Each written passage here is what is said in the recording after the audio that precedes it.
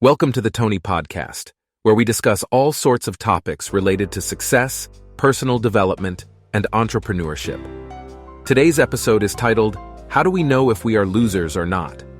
First of all, let's define what we mean by loser and winner. In our society, these terms are often associated with financial success or social status, but we believe that being a loser or a winner has more to do with your mindset and your approach to life than anything else. So, how do we know if we are losers or winners? One way to look at it is to ask yourself if you are happy and fulfilled in your life. Are you doing what you love? Are you living your purpose? Are you surrounded by people who support and inspire you? If the answer to these questions is yes, then you are a winner, regardless of how much money you make or how many possessions you have.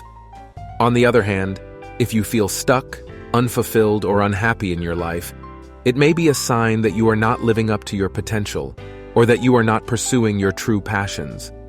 This does not mean that you are a loser, but it does mean that there is room for growth and improvement.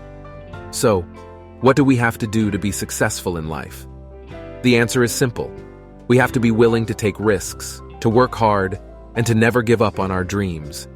We have to be open to learning, to growing, and to constantly improving ourselves. A job won't make us successful, at least not in the way that we define success. Sure, having a stable income and a sense of security is important, but if we want to truly thrive in life, we have to be willing to step outside of our comfort zones and take calculated risks. Starting a business is one way to do this, but it's not the only way. The most important thing is to cultivate a mindset of success, one that is focused on growth, learning, and taking action. We have to be willing to fail, to learn from our mistakes, and to keep moving forward no matter what. So, what is the mindset needed to be a winner? It's a mindset that is focused on taking action, on pursuing your passions, and on never giving up. It's a mindset that is open to learning, to growth, and to new opportunities. It's a mindset that is fueled by a deep sense of purpose and a desire to make a difference in the world.